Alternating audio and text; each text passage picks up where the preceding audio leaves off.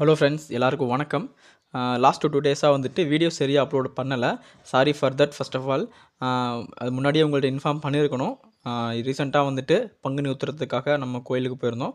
நம்மளோட நேட்டிவ் பழனி அப்படிங்கிறதுனால கொஞ்சம் விழா அதிகமாக இருக்கும். அந்த ஒரு ரீசனால தான் வந்துட்டு இந்த டிலே அப்படிங்கிறது வந்திருக்கு. இனிமேல் ஃப்ரீக்வெண்ட்டாக வீடியோ வந்துடும். அது மட்டும் இல்லாமல் உங்களுக்கும் சேர்த்து தான் நான் பிரார்த்தனை பண்ணியிருக்கேன். கண்டிப்பாக உங்கள் இன்வெஸ்ட்மெண்ட் ரொம்ப ரொம்ப சேஃபாகவும் இன்னும் மேலும் மேலும் வளர கண்டிப்பாக என்னோட பிரார்த்தனையும் கொஞ்சமாவது உதவியாக இருக்கும். ஓகேங்களா?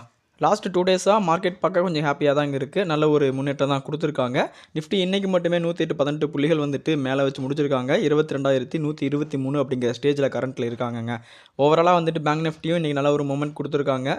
ப்ரைவேட் பேங்க் வந்துட்டு நல்ல விதமான ஒரு இம்ப்ரூவ்மெண்ட். ஆனால் வழக்கம் போல் பப்ளிக் பேங்க் வந்துட்டு ஒரு இறக்கம் அப்படிங்கிறத கொடுத்துருக்காங்க. இன்றைக்கி மட்டுமே நியர்லி ஒரு 1% வந்துட்டு இறக்கம் கொடுத்துருக்காங்க. மற்ற பகுதிகளில் வந்துட்டு கிட்டத்தட்ட நல்ல ஒரு இம்ப்ரூவ்மெண்ட்டை இன்றைக்கி பங்குகள் கொடுத்துருக்காங்க. ஸ்மால் கேப்பும் நல்ல ஓரளவுக்கு இம்ப்ரூவ்மெண்ட் கொடுத்துருக்காங்க. மிட் கேப்லேயும் ஓரளவுக்கு இன்றைக்கி ஃப்ளாட்டாக தான் முடிச்சிருக்காங்க. ஓகேங்களா? இதுதான் வந்துட்டு நிஃப்டியை பொறுத்தளவுக்கு நிலவரம். அடுத்து நம்ம ரெகுலராக ஃபாலோ பண்ணிகிட்டு இருக்க சில முக்கியமான பங்குகளில் வந்த இம்பார்ட்டன்ட் நியூஸ் பற்றி தான் டீட்டெயில்டாக அனலைசிஸ் பண்ண போகிறோம். அதில் நம்ம முதல்ல பார்க்க போகிறது வந்துட்டு டாடா மோட்டார்ஸ் பற்றி ஒரு முக்கியமான தகவல் கிடச்சிருக்குங்க. ஆல்ரெடி இந்த நியூஸை பற்றி நம்ம டிஸ்கஸ் பண்ணியிருக்கோம். கிட்டத்தட்ட ஒரு ஃபியூ மந்த்துக்கு முன்னாடி. யாராருக்கெல்லாம் ஞாபகம் இருக்குது அப்படிங்கிறது தெரியல. ஏன்னா டாடா கம்பெனி வந்துட்டு ஹெச்பிசிஎல் கம்பெனி கூட வந்துட்டு ஒரு டைப் வர போகிறாங்க அப்படிங்கிறத பற்றி ஒரு நியூஸ் கொடுத்துருந்தோம். இது மேஜராக எல்லாத்துக்கும் தெரியும். ஹெச்பிசிஎல் கூட அப்படின்னா அது ஈவி சார்ஜிங்காக தான் அப்படின்னு. கண்டிப்பாக அதுதான். கிட்டத்தட்ட ஒரு 21,500 அவுட்லெட் வந்துட்டு ஆல் ஓவர் இந்தியா வந்து ஹெச்பிசிஎல் வச்சுருக்காங்க. ஓகேங்களா? அந்த ஒரு 21,000 யூனிட்டில் வந்துட்டு கிட்டத்தட்ட செலக்டிவாக ஒரு 5,000 யூனிட் மட்டும் இவங்க குமுலேட்டிவாக எடுத்து இவங்க வந்துட்டு ஒரு ஈவி சார்ஜிங் ஸ்டேஷனை வந்துட்டு அமைக்க போகிறாங்க. டாடா மோட்டார்ஸும் ஹெச்பிசிஎலும். ஓகேங்களா? ஸோ இது மூலமாக பயணிய போகிறது வந்துட்டு 3 பங்குகளுங்க. ஒன்று வந்துட்டு Tata Motors, Tata power, HPCL. இந்த 3 பங்குகளுக்குமே எனக்கு தெரிஞ்சு இது பெட்டரான நியூஸ் தான். ஓகேங்களா? ஆனால் கரண்ட்டாக வந்துட்டு நீங்கள் ஹெச்பிசிஎல் சார்ட் எடுத்து பார்க்கும்போது நல்ல ஒரு இறக்கம் கொடுத்துருக்காங்க. ரீசெண்ட் டைமில் நல்ல ஒரு இம்ப்ரூவ்மெண்ட் கொடுத்தாங்க. நம்ம அதை பற்றி டிஸ்கஸ் பண்ணியிருந்தோம். இந்த மாதிரி லெவலில் வந்துட்டு இதை கன்சிடர் பண்ண வேண்டாம் அப்படின்னு சொல்லியிருந்தேன். நல்ல ஒரு லெவலில் நம்ம பை பண்ணலாம் அப்படின்னு சொல்லியிருந்தேன். எனக்கு தெரிஞ்சு நம்ம கன்சிடர் பண்ண லெவலுக்கு கிட்ட போயிட்டாங்க அப்படிங்கிறது எனக்கு ஃபீல் ஆகுது. ஏன்னா கிட்டத்தட்ட 594 கரண்ட்டாக வந்துட்டு ஒரு 471 அப்படிங்கிற ரேஞ்சில் இப்போதைக்கு இருக்காங்க. ஓகேங்களா? எனக்கு தெரிஞ்சு நெக்ஸ்ட் சப்போர்ட் மேபி வந்துட்டு ஒரு 419, 420 அந்த ரேஞ்சில் உங்களுக்கு கிடைக்க வாய்ப்புகள் இருக்குது. ஸோ நீங்கள் வந்துட்டு ஒரு 400 to 420க்குள்ளே அந்த ஸ்டாக்கை அப்ரோச் பண்ணிங்க, ஒரு கன்சிடர் பண்ணிங்க அப்படின்னா கண்டிப்பாக வந்துட்டு ஃபியூச்சர் நல்லா ஒரு இம்ப்ரூவ்மெண்ட் இருக்க வாய்ப்புகள் ரொம்ப ரொம்ப அதிகமாக இருக்குங்க. ஏன்னா டாடா மோட்டார்ஸ் பொறுத்தளவுக்கும் கிட்டத்தட்ட 1.2 லட்சம் டாடா மோட்டார்ஸ் இவி காஸ் வந்துட்டு ஆன் ரோட்டில் இருக்குது. அப்படி பார்க்கும்போது நல்ல விதமான ஆப்பர்ச்சுனிட்டி தான் எனக்கு தெரிஞ்ச ஹெச்பிசிஎலுக்கும். ஸோ நல்ல விதமான ஒரு பார்ட்னர்ஷிப் என்னை பொறுத்தளவுக்கும் இவங்க 2 கம்பெனிக்குள்ளே நடக்கிறது. இது ரொம்ப நாளைக்கு முன்னாடி வந்து நியூஸ்னாலும் இப்போதைக்கு ஒரு கன்ஃபர்மேஷன் கிடச்சிருக்கு. ஸோ ஃபர்தராக வந்துட்டு ஹெச்பிசிஎலுக்கு ஒரு கன்ஃபர்மேஷன் கண்டிப்பாக வந்துட்டு மெதுவாக கன்சிடர் பண்ண ஸ்டார்ட் பண்ணுங்கள். ஓகேங்களா? அடுத்ததாக இந்தியன் கார் மேக்கரான மாருதி சுசுகி பற்றி தாங்க முக்கியமான தகவல் கிடச்சிருக்கு. அவங்க கிட்டத்தட்ட 4 லட்சம் கோடி மார்க்கெட் கேபிட்டலைசேஷனை வந்துட்டு ரீச் பண்ணியிருக்காங்க. இந்த மைல் ஸ்டோன் வந்துட்டு இவங்க ரீச் பண்ண 19th கம்பெனி அப்படிங்கிற பேரையும் வந்துட்டு வாங்கியிருக்காங்க. இந்த 2024 மட்டுமே கிட்டத்தட்ட 23% ரிட்டர்ன்ஸ் அப்படிங்கிறத இந்த மாருதி சுசுகி பங்குகள் கொடுத்துருக்காங்க. இன்றைக்கி வந்துட்டு ஒரு ஃப்ரெஷ் ரெக்கார்டையும் வந்துட்டு கிரியேட் பண்ணியிருக்காங்க. கிட்டத்தட்ட 12,725 அப்படிங்கிற ரேஞ்சை வந்துட்டு இன்றைக்கி டச் பண்ணியிருக்காங்க. ஓகேங்களா? ஆல்மோஸ்ட் வந்துட்டு இந்த லிஸ்ட்டில் Reliance, TCS, HDFC bank, Infosys, ICICI, Bharti Airtel, SBI, LIC, HUL, ITC, L and T, Bajaj finance, Adani energy, Adani green, HCL tech, Adani enterprises, Kotak Mahindra bank, Adani total gas அப்படிங்கிற கம்பெனி வந்துட்டு ஆல்ரெடி இந்த மைல்ஸ்டோன் ரீச் பண்ணி சேஃப் பிளேஸில் இருக்காங்க. அந்த வரிசையில் வந்துட்டு இப்போது மாருதி சுசுகி இந்தியா கம்பெனியும் வந்துட்டு உள்ளே நுழைஞ்சிருக்காங்க அப்படிங்கிறது ரொம்ப ரொம்ப ஒரு பெருமையான விஷயங்க. அடுத்ததாக இப்போதைக்கு வந்துட்டு என் கண்ணில் அதிகமாக பட்டுட்ருக்க பங்கு என்ன அப்படின்னு பார்த்தீங்கன்னா ரிலையன்ஸ் பவருங்க. ஸோ ரிலையன்ஸ் பவர் பற்றி நான் 2 வீடியோ வந்துட்டு போட்டிருக்கேன். ஆல்ரெடி உங்களுக்கு தெரியும். கண்டிப்பாக வந்துட்டு நாளைக்கு மார்னிங் இதோட ஒரு இன்டெப்த் ஃபண்டமெண்டல் அனாலிசிஸ் அப்படிங்கிறத நம்ம சேனலில் இங்கே பார்க்குறீங்க. அதுக்கான எடிட்டிங் ஒர்க் அப்படிங்கிறது இப்போ போயிட்டு இருக்குங்க. கண்டிப்பாக வந்துட்டு உங்களுக்கு ரொம்ப ரொம்ப யூஸ்ஃபுல்லாக அந்த வீடியோ இருக்கும். ஏன்னா கூடிய சீக்கிரம் வந்துட்டு இந்த கம்பெனியில் நம்ம இன்வெஸ்ட் பண்ண போகிறோம். அதுக்கான ஒரு ப்ராசஸ் தான் வந்துட்டு இப்போ நடந்துகிட்டு இருக்குங்க. எனக்கு தெரிஞ்சு ரொம்ப ரொம்ப அட்ராக்டிவான ஒரு வேல்யூஷன் ரீசெண்ட் டைமில் தாங்க. ஏன்னா ரீசெண்ட் டைமில் இந்த ஸ்டாக்கை பற்றி கிடைக்கிற நியூஸஸ் எல்லாமே ரொம்ப ரொம்ப பாசிட்டிவாக இருக்குது. இந்த கம்பெனியோட நெகட்டிவ்னு எதெல்லாம் சொன்னாங்களோ அதை ஒரு பாசிட்டிவாக வந்துட்டு கன்வெர்ட் பண்ணிகிட்டு இருக்காங்க. பங்கை பொறுத்தளவுக்கும் அதிகமான கடன் இருக்கிறது தான் இந்த பங்கில் ஒரு மிகப்பெரிய ஒரு டிஃபெக்டாக இருந்துச்சு. ஓகேங்களா? இப்போது பேங்க்கோட கிட்டத்தட்ட ஒரு 4 பேங்க்கோட டியூவை ஃபுல்லாக கிளியர் பண்ணியிருக்காங்க. அட் த சேம் டைம் வந்துட்டு கிட்டத்தட்ட 2 சப்சிடரிஸ் வந்துட்டு அவங்களோட கடனை வந்துட்டு இப்போ செட்டில் பண்ணியிருக்காங்க. இதெல்லாமே இந்த பங்கோட முன்னேற்றத்துக்கு ஒரு முக்கியமான படிக்கல் அமைய வாய்ப்புகள் அப்படிங்கிறது என்னை பொறுத்தளவுக்கு ரொம்ப ரொம்ப அதிகமாக இருக்குங்க. ஆல்ரெடி இந்த ரிலையன்ஸ் பவரோட சார்ட்டை பற்றி நம்ம கிளியராக அனலைசஸ் பண்ணிட்டோம். ஓகேங்களா? அப்போ கூட நான் கிளியராக சொல்லியிருந்தேன். இப்போதைக்கு வந்துட்டு பங்கு ஒரு சப்போர்ட்டும் இல்லாமல், ஒரு ரெசிஸ்டண்ட்டும் இல்லாமல், ஒரு இடையில இருக்காங்க. இந்த சமயத்தில் வந்து கன்சிடர் பண்ணுறது எனக்கு தெரிஞ்சு பெட்டராக இருக்க வாய்ப்புகள் இல்லை அப்படின்னு தான் உங்கள்கிட்ட சொல்லியிருக்கேன். ஓகேங்களா?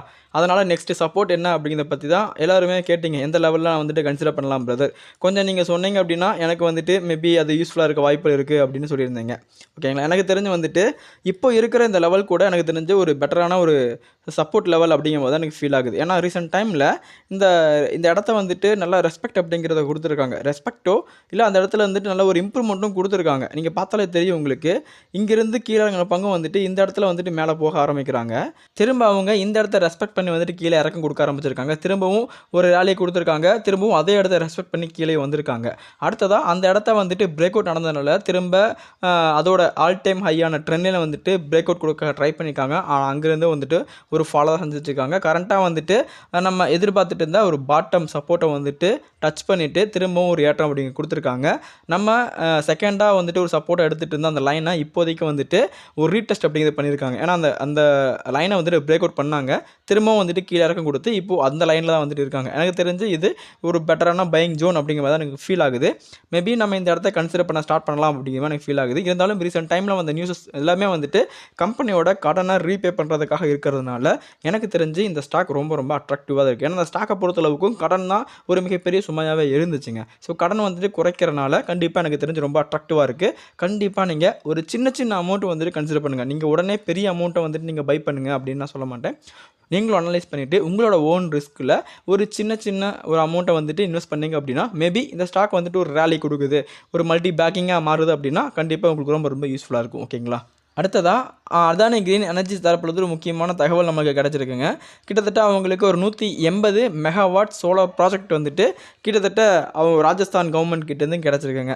இந்த ஆர்டர் பொறுத்தளவுக்கும் எனக்கு தெரிஞ்சு அதானி கிரீனுக்கு ஒரு பாசிட்டிவான நியூஸ் தான். இப்போதைக்கு அதானி கிரீன் எனர்ஜி ஸ்டாக் எல்லாமே வந்துட்டு ரொம்ப ரொம்ப ஓவர்வான வேல்யூவேஷன் இருக்காங்க அப்படிங்கிறது நமக்கு எல்லாமே தெரியும். இப்போதைக்கு இந்த நியூஸை மட்டும் நீங்கள் மைண்டில் ஃபிக்ஸ் பண்ணிக்கோங்க. நல்ல ஒரு ஆர்டர் தான். இந்த ஒரு ஆர்டர் கிடைச்சது மூலமாக வந்துட்டு அவங்களோட போர்ட்ஃபோலியோவில் கிட்டத்தட்ட 6243 மெகாவாட் வரைக்கும் இப்போதைக்கு அவங்களோட பைப்பில் இருக்குது அப்படிங்கிறத மைண்டில் ஃபிக்ஸ் பண்ணிக்கோங்க. ரொம்ப ரொம்ப ஒரு பிக்கரான ஒரு ஆர்டர் புக் அப்படிங்கிறது அதானி கிரீன் கிட்ட இருக்குங்க. ஓகேங்களா? இந்த மாதிரி பங்குகளை வந்துட்டு ஒரு நல்ல ஒரு கிராஷ் வந்துட்டு வரும்போது மட்டுமே இதை நம்ம கன்சிடர் பண்ணணும். இப்போதைக்கு வந்துட்டு இந்த ஸ்டாக்குகளை கன்சிடர் பண்ணுறது ஒரு பெஸ்ட்டான ஆப்பர்ச்சுனிட்டியாக இல்லை அப்படிங்கிறது மட்டும் எனக்கு தெரியும். ஓகேங்களா? அதே நேரத்தில் இந்த ஆர்டர் பொறுத்தளவுக்கும் கம்பெனிக்கு கிட்டத்தட்ட ஒரு 25 வருஷத்துக்கு பவர் பர்ச்சேசிங் அக்ரிமெண்ட் அப்படிங்கிற மாதிரி சைனாக இருக்குங்க. இந்த ஒரு சோலார் ப்ராஜெக்ட்னால் மட்டுமே கிட்டத்தட்ட ஒரு 540 மில்லியன் எலக்ட்ரிசிட்டி பர் யூனிட் அப்படிங்கிற மாதிரி ஆனுவலி வந்துட்டு ப்ரொடக்ஷன் பண்ண போகிறதா வந்துட்டு குறிப்பிட்டிருக்காங்க. இது மூலமாக என்ன ஒரு நன்மை அப்படின்னு பார்த்தீங்கன்னா அரௌண்ட் வந்துட்டு ஒரு 0.3 million ton of CO2 emission வந்துட்டு இதனால் குறைக்க முடியும் அப்படிங்கிற மாதிரியும் குறிப்பிட்டிருக்காங்க. ரீசெண்ட் டைமில் வந்துட்டு இந்த மாதிரி இனோவேஷன்ஸ் வந்துட்டு ரொம்பவும் வைடராக வந்துட்டு தான் இருக்குது. ஸோ நம்ம முழுவதுமாக ஒரு ரினியூவபிள் எனர்ஜியை நோக்கி பயணிச்சுட்ருக்கோம். அந்த மாதிரி பயணங்களுக்கு வந்துட்டு கண்டிப்பாக இந்த மாதிரி ஆர்டர்ஸ் வந்து ரொம்ப ரொம்ப இம்பார்ட்டண்டாக இருக்க வாய்ப்பு ரொம்ப ரொம்ப அதிகமாக இருக்குது. ஃப்யூச்சரில் வந்துட்டு இந்த மாதிரி கம்பெனிகளுக்கும் இதே மாதிரி செக்மெண்ட்டில் இருக்கிற நிறைய கம்பெனிகளுக்கு வந்துட்டு பல்கான ஆர்டர்ஸ் கிடைக்கான வாய்ப்பு அதிகமாக இருக்குது. அதனால தான் நான் சொல்கிறேன், பவர் செக்டார்கள் மேலே, பவர் கம்பெனிகள் மேலே வந்துட்டு நீங்கள் தனி ஃபோக்கஸ்டாக வந்துட்டு செலுத்துங்க அப்படிங்கிற மாதிரி.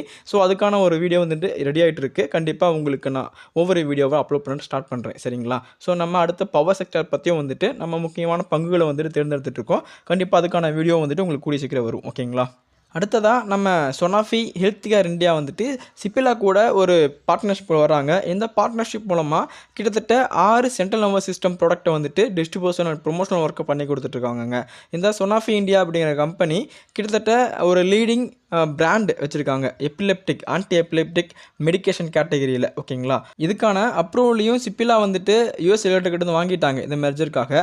அதே சமயத்தில் இதோட எஃபெக்டிவ் டேட் என்ன அப்படின்னு பார்த்தீங்கன்னா மார்ச் 31 இதுக்காக வரப்போகுது அப்படிங்கிற மாதிரி குறிப்பிட்டிருக்காங்க. இது சிப்பிலாவை பொறுத்தளவுக்கு ரொம்ப ரொம்ப பெட்டரான நியூஸாக பார்க்கப்படுது. ஸ்டாக் வந்துட்டு இப்போதைக்கு கொஞ்சம் ஹையரான வேல்யூ இருக்காங்க. அதனால் இப்போதைக்கு கன்சிடர் பண்ண வேண்டாம். கண்டிப்பாக ஒரு டிப் வரும்போது நான் இன்டிமேஷன் கொடுக்குறேன். அப்போ நீங்கள் அதை கன்சிடர் பண்ண ட்ரை பண்ணுங்கள். சரிங்களா?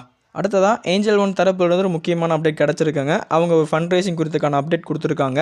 இது வந்துட்டு QIP வழியாக நடக்க போகுது அப்படிங்கிற மாதிரி குறிப்பிட்டிருக்காங்க. குவாலிஃபைடு இன்ஸ்டிடியூஷனல் பிளேஸ்மெண்ட் வழியாக வந்துட்டு கிட்டத்தட்ட மார்ச் 26 வந்துட்டு இதுக்கான ஒரு அப்ரூவல் இருக்கும் அப்படிங்கிற மாதிரியும் குறிப்பிட்டிருக்காங்க. அதோட ஃப்ளோர் ப்ரைஸ் என்ன அப்படின்னு பார்த்தீங்க அப்படின்னா கிட்டத்தட்ட 2555 அப்படிங்கிற மாதிரியும் குறிப்பிட்டிருக்காங்க. ஆனால் இந்த ப்ரைஸை இப்போ நம்ம கரண்ட் ப்ரைஸோட கம்பேர் பண்ணி பார்க்கும்போது கண்டிப்பாக டிஸ்கவுண்ட்டில் தான் வந்துட்டு இந்த டீல் அப்படிங்கிறது நடக்க போகுது. அது மட்டும் இல்லாமல் இந்த பங்கு ஆல்மோஸ்ட் வந்துட்டு 3750 அந்த ரேஞ்ச் ரேஞ்சுக்கு மேலே இருந்து இப்போ நல்ல ஒரு இறக்கம் அப்படிங்கிறத கொடுத்தாங்க. அதுக்கப்புறமா வந்துட்டு கிட்டத்தட்ட ஒரு 2300 400 அந்த ரேஞ்சில் வந்துட்டு நல்ல ஒரு பவுன்ஸ் பேக் அப்படிங்கிறத கொடுத்து கரண்ட்டாக வந்து 2900 அப்படிங்கிற ரேஞ்சில் இருக்காங்க. ஸோ கண்டிப்பாக வந்துட்டு இந்த ஒரு ஃபண்ட் ரைசிங்னால பங்கோட ப்ரைஸ் வந்துட்டு சின்ன ஒரு சரிவை ஏற்படுத்துமா அப்படிங்கிற குழப்பமும் இருக்குது. ஏன்னா கிட்டத்தட்ட இவங்க பர் ஷேருக்கு கிட்டத்தட்ட 2555 ரூபா அப்படிங்கிற மாதிரி தான் கோட் பண்ணியிருக்காங்க. மேபி இந்த லெவலுக்கு கீழாகனா கூட கண்டிப்பாக 2650 அந்த ரேஞ்சு கூட பங்குகள் வர வாய்ப்புகள் இருக்குது. மேபி அதை கன்சிடர் பண்ணணும்னு நினச்சிங்க அப்படின்னா கண்டிப்பாக கன்சிடர் பண்ணிக்கோங்க. ஏன்னா 1 இயரில் கிட்டத்தட்ட ஒரு 155% வந்துட்டு ரிட்டர்ன்ஸ் கொடுத்த பங்கு தான். கண்டிப்பாக நல்ல விதமான பங்கு, நல்ல விதமான இம்ப்ரூவ்மெண்ட்டும் வந்து கொடுக்க போகிறாங்க. ஃபின்டெக் கம்பெனிஸ் எல்லாமே வந்துட்டு நல்ல விதமான ஃபியூச்சர் பர்ஃபார்மன்ஸ் இருக்கும் அப்படிங்கிற மாதிரி எதிர்பார்க்கப்படுது. அப்போ வந்துட்டு ஏஞ்சல் ஒன் வந்துட்டு பெஸ்ட் சாய்ஸாக இருக்கும். கண்டிப்பாக கன்சிடர் பண்ணுங்கள். சரிங்களா? அடுத்ததாக அதானி பவர் பற்றி ஒரு முக்கியமான நியூஸ் கிடச்சிருக்குங்க. கிட்டத்தட்ட ஒரு கம்பெனியை அவங்க 100% அக்விசிஷன் அப்படிங்கிற பண்ண போகிறாங்க. லேண்ட்கோ அமர் கண்டாக் அப்படிங்கிற ஒரு பவர் கம்பெனியை வந்துட்டு இப்போ இவங்க அக்வைர் பண்ண போகிறாங்க. ஓகேங்களா? இவங்க வந்துட்டு ஒரு தெர்மல் பவர் ப்ரொடியூசர் அப்படின்னு சொல்லலாம். இந்த கம்பெனி வந்துட்டு இப்போ பேங்க்ரப்ட் அப்படிங்கிற சுச்சுவேஷன் இருக்குது. இப்போ இந்த கம்பெனியை வந்துட்டு அதானி வந்து டேக் ஓவர் பண்ண போகிறதா வந்துட்டு இப்போது நியூஸ் அப்படிங்கிறது வந்திருக்குங்க. இந்த நியூஸ் பொறுத்தளவுக்கும் அதானி பவருக்கு பெரிய நியூஸ் தான் எனக்கு தெரிஞ்சு. ஏன்னா நிறைய அவுட்லெட்ஸ் வந்துட்டு இந்த மாதிரி அவங்க எடுத்துகிட்டு தான் இருக்காங்க. அந்த வகையில் வந்துட்டு இதுவும் வந்துட்டு அவங்களோட போர்ட்ஃபோலியோவில் இப்போ ஆடாக இருக்குது. ஓகேங்களா? ஸோ இதுவும் கண்டிப்பாக வந்துட்டு இந்த கடனெல்லாம் இவங்க பே பண்ணிவிட்டு கண்டிப்பாக இவங்க நடைமுறை கொண்டு வர வாய்ப்புகள் அப்படிங்கிறதும் அதிகமாக இருக்குங்க. பொறுத்து வந்து பார்க்கலாம். இப்போதைக்கு வந்துட்டு அதானி பங்குகள் பக்கம் நம்ம போக வேண்டாம் அப்படின்னு தான் சொல்லியிருக்கோம். அதை ஃபாலோ பண்ணிக்கோங்க. ஆனால் நியூஸ் நல்ல நியூஸ் அப்படிங்கிறதுனால வந்துட்டு இந்த நியூஸை நம்ம கொண்டு வந்திருக்கோம். ஓகேங்களா? அடுத்ததாக பிசி ஜுவல்லர்ஸ் அப்படிங்கிற ஒரு கம்பெனியை பற்றி தாங்க பார்க்க போகிறோம். அவங்க வந்துட்டு ஆக்சிஸ் பேங்க்கில் அவங்க வச்சுருக்க அவுட்ஸ்டாண்டிங் டியூக்காக வந்துட்டு ஒன் டைம் செட்டில்மெண்ட்டுக்காக ஒரு ப்ரொப்போசல் கொடுத்துருக்காங்க. அதுக்கான அப்ரூவல் அப்படிங்கிறத வந்துட்டு இப்போது அவங்க வாங்கியிருக்காங்க. இது வந்துட்டு பிசி ஜுவல்லர்ஸ் பொறுத்தளவுக்கும் பெட்டர் நியூஸ் தான். இப்போதைக்கு அவங்களோட அவுட்ஸ்டாண்டிங் டியூஸை வந்துட்டு கிளியர் பண்ணுறதுக்கான ப்ராசஸில் இருக்காங்க. இது வந்துட்டு கண்டிப்பாக இந்த கம்பெனிக்கு பாசிட்டிவ் நியூஸ் தான். கண்டிப்பாக வந்துட்டு இதை நம்ம கன்சிடர் பண்ணலாமா வேண்டாமா அப்படிங்கிற அனலைசிஸ் பண்ணிவிட்டு இந்த ஸ்டாக்கில் இன்வெஸ்ட் பண்ணுறதை பற்றி நம்ம யோசிக்கலாம். ஏன்னா இப்போதைக்கு வந்துட்டு ஒரு 53 55 அந்த ரேஞ்சில் தான் வந்துட்டு இப்போதைக்கு ஸ்டாக் இருக்காங்க. கொஞ்சம் பார்க்க அட்ராக்டிவாகவும் இருக்குது. இந்த ஸ்டாக்கோட நெக்ஸ்ட் சப்போர்ட் வந்துட்டு கிட்டத்தட்ட 50 அப்படிங்கிற ரேஞ்சில் தான் இருக்குது. ஓகேங்களா? 48 to 50 அப்படிங்கிற ரேஞ்சில் தான் வந்துட்டு இதோட பையிங் ஜோன் இருக்குது. ஆல்மோஸ்ட் வந்துட்டு ஒரு 52 ரூபா அப்படிங்கிற ரேஞ்சில் இப்போதைக்கு இருக்காங்க. ஓகேங்களா? இன்னும் வந்துட்டு பாட்டம் சப்போர்ட் நம்ம தேடணும் அப்படின்னா திரும்ப வந்துட்டு ஒரு 40க்கு வந்தாங்க அப்படின்னா ரொம்பவும் ஸ்ட்ராங் பை அப்படிங்கிறத பங்கில் பண்ண வாய்ப்புகள் அப்படிங்கிறது ரொம்ப ரொம்ப அதிகமாக இருக்குது. ஆனால் அந்தளவுக்கு இவங்க கீழே வருவாங்களா அப்படிங்கிற குழப்பமே இருக்குது. ரீசெண்ட் டைமில் நியூஸ் நல்லா இருக்குது. அதே போல் வந்துட்டு ரீபே பண்ணுற போகிறாங்க கடன்லாம் அப்படிங்கிறதும் வந்துட்டு நான் பொறுத்தளவுக்கு இந்த கம்பெனிக்கு ரொம்ப ரொம்ப பாசிட்டிவான நியூஸ் தான். கண்டிப்பாக ஒரு ஏற்றம் அப்படிங்கிறது இந்த சப்போர்ட்லேருந்து வரக்கான வாய்ப்புகள் ரொம்ப ரொம்ப அதிகமாக இருக்குது. அதனால் கண்டிப்பாக இந்த நீங்கள் பங்கை மெதுவாக ஃபோக்கஸ் பண்ண ஸ்டார்ட் பண்ணுங்கள். சரிங்களா? ஓகே ஃப்ரெண்ட்ஸ், ஆல்மோஸ்ட் வந்துட்டு இன்றைக்கி உங்கள்கிட்ட என்னெல்லாம் பேசணும்னு நினச்சனோ எல்லாத்தையுமே கிளியராக உங்கள்கிட்ட எக்ஸ்பிளைன் பண்ணிட்டு நம்புகிறேன். இந்த வீடியோ கண்டிப்பாக உங்களோட போர்ட்ஃபோலியோவை இம்ப்ரூவ்மெண்ட் பண்ணுறதுக்கு ஏதாச்சும் ஒரு விதத்தில் ரொம்ப ஹெல்ப்ஃபுல்லாக இருக்கும் அப்படிங்கிற நம்பிக்கை எனக்கு இருக்குது. இந்த வீடியோ உங்களுக்கு பிடிச்சிருந்துச்சுன்னா மறக்காம லைக் பண்ணிக்கோங்க. இந்த வீடியோ பற்றின கருத்துக்களையும் டவுட்களையும் வந்துட்டு மறக்காமல் கமெண்ட் செக்ஷனில் கேளுங்க. நம்ம டிஸ்கஸ் பண்ணலாம். மீண்டும் ஒரு இன்ட்ரெஸ்டிங்கான வீடியோவில் பார்க்கலாம். தேங்க்ஸ் ஃபார் வாட்சிங் ஃப்ரெண்ட்ஸ்.